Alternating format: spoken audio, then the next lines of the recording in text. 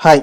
ముంబైకి అయితే గండం తీరలేదండి. ఏదైతే మొదటి మ్యాచ్ గండం ఉందో ఐపీఎల్‌లో మొట్టమొదటి మ్యాచ్ ఆడే ప్రతిసారి గూడా వాళ్ళైతే ఓటమిని చూసుకుంటూ వచ్చారు. ఇప్పటివరకు 10 సార్లు ఓడిపోయారు. ఈ మ్యాచ్‌తో కలుపుకొని 11వ అయితే వాళ్ళైతే ఓడిపోయారు. 2013 నుంచి 2024 వరకు వాళ్ళు ఒక్క మ్యాచ్ కూడా మొదటి మ్యాచ్ అయితే గెలవలేదు. కానీ నిన్నైతే ఈజీగా గెలవాల్సిన మ్యాచ్. ఈ ఈక్వేషన్ చాలా ఈజీగా ఉంది. ఎందుకంటే first Ishant Kishan second batting చేసిన ఇషాంత్ కిషన్ ఈజీగా ఫస్ట్ స్టార్టింగ్‌లో డకౌట్ అయినప్పటికీ రోహిత్ శర్మ అలానే నమన్‌ధీర్ ఇతను పంజాబ్ ప్లేయరు. డొమెస్టిక్‌లో మంచిగా ఆడాడు. అలానే పంజాబ్ లీగ్‌లో కూడా మంచిగా ఆడడంతో అతనికైతే మంచి ఛాన్స్ ఇచ్చారు. అతను మంచిగా 3 4లు ఒక 6 తోటైతే 10 బాల్‌లోనే 20 స్కోర్ చేశాడు. 200 స్ట్రైక్ మంచిగా ఆడాడు. ఆ తర్వాత వచ్చిన ఇంపాక్ట్ ప్లేయరు బ్రెవిస్ కూడా మంచిగా ఆడాడు. అతను కూడా 46 పరుగులు. ఇద్దరు మంచి కాంబినేషన్ తోటి రోహిత్ శర్మ, బ్రెవిస్ ఇద్దరు కూడా మంచిగా ఆడుకుంటూ వచ్చారు. ఓవరాల్‌గా అయితే మ్యాచ్ ఈజీగా గెలుస్తారనుకున్న టైంలో తిలక్ వర్మ కూడా మంచిగా ఆడుతున్నాడు. అతను కూడా రాంగ్ టైంలో అవుట్ అయ్యాడు. టిమ్ డేవిడ్ కూడా రాంగ్ టైంలో అవుట్ అయ్యాడు. హార్దిక్ పాండ్యా కూడా రాంగ్ టైంలో అవుట్ అయ్యారు.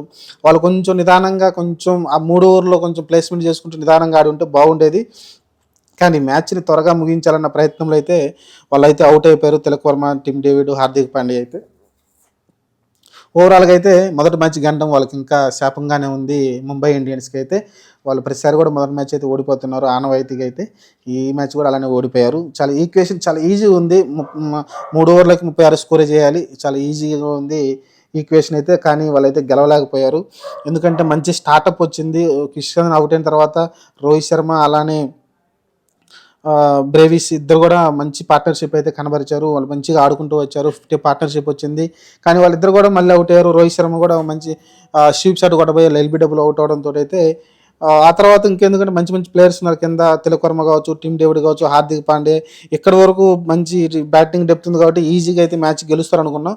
కానీ లాస్ట్లో అయితే ఒక డ్రామా నడిచి గుజరాత్ టైటన్స్ మొట్టమొదటి విజయం అయితే వాళ్ళైతే సొంతం చేసుకున్నారు. ఓవరాల్గా ఇది మరి చూడాలి. గుజరాత్ టైటన్స్ మొట్టమొదటి మ్యాచ్ ఈజీగా అయితే గెలిచారు. ఎందుకంటే ఫస్ట్ బ్యాటింగ్ అసలు యాక్చువల్గా టాస్ గెలిచి హార్దిక్ పాండ్యా అయితే బౌలింగ్ తీసుకున్నాడు. ఎందుకంటే డ్యూ వస్తుందని వాళ్ళకి ముందే తెలుసు. మనం ఏదైతే గుజరాత్ టైటన్స్ ఆడుతున్న 15 ఓవర్ నుంచి అయితే డ్యూ అయితే స్టార్ట్ అయింది. ఆ తర్వాత ముంబై ఇండియన్స్కి ఆడుతున్నప్పుడు ఫుల్గా అయితే గుజరాత్ టైటన్స్ అయితే ఇబ్బంది పడ్డారు. చాలా అంటే ఫుల్ టాస్లు కూడా ఎక్కువ పడడం చూసాం. మనమైతే కొన్ని నో బాల్ కూడా రావడం చూసాం. అంటే చెస్ట్ కన్నా ఎక్కువ హైట్లో బాల్స్ చల్లడం చూసాం. చాలా డేంజరస్ బాల్స్ అయితే పడడం చూసాం. ఎందుకంటే డ్యూ ఉంది, బాల్ అయితే జారిపోతూ ఉంది. అయినప్పటికీ శుభ్మన్ గిల్ పర్లేదనిపించాడు. అలానే సాయి సుదర్శన్ ఎక్సలెంట్గా ఆడాడు. స్టార్టింగ్లో స్లోగా ఆడినప్పటికీ తర్వాత గేర్లు మార్చి మంచిగా అయితే ఆడడం చూసాం. అలానే ఎండింగ్లో అయితే తివాటి కూడా మంచి ఇన్నింగ్స్ ఆడడం చూసాం.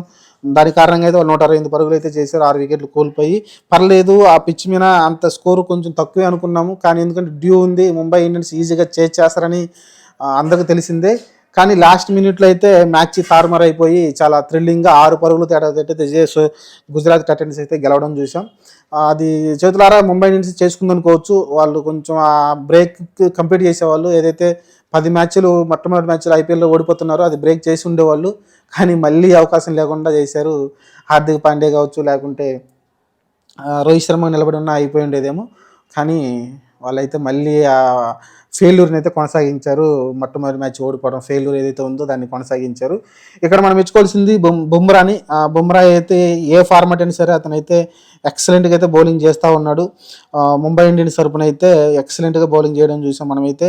అతను చూస్తే మీరు అతను చాలా డేంజరస్గా కనిపిస్తున్నాడు. బుమ్రా అయితే 4 ఓవర్లో 3 వికెట్లు తీశాడు. 3.5 ఇచ్చాడు. మీరు అర్థం చేసుకోవచ్చు. అది కూడా లాస్ట్ ఓవర్లో కొంచెం 6 రన్స్ తనగా ఎక్కువ వచ్చినాయి. దానికి ముందు 3 ఓవర్లో కూడా 6 రన్ లోపే అతనైతే ఇవ్వడం చూసాం రన్స్ అయితే. అతనైతే ఎక్సలెంట్గా వేయడం చూసాం బౌలింగ్ అయితే. అలానే కాటేజ్ కూడా మంచి బౌలింగ్ వేసాడు. అతను కూడా 2 వికెట్లు తీసుకోవడం చూసాం.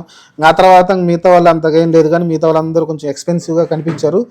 ఒక కాటేజ్ అలానే బుమ్రా ఇద్దరు మటుకు మంచిగా కనిపించారు బౌలింగ్ డిపార్ట్మెంట్ చూసుకుంటే. ఇంకా అటుపక్క వచ్చేసి మనం గుజరాత్ టైటన్స్ వచ్చేసి షమీని చాలా మిస్ అయ్యారు అనుకోవచ్చు వాళ్ళైతే.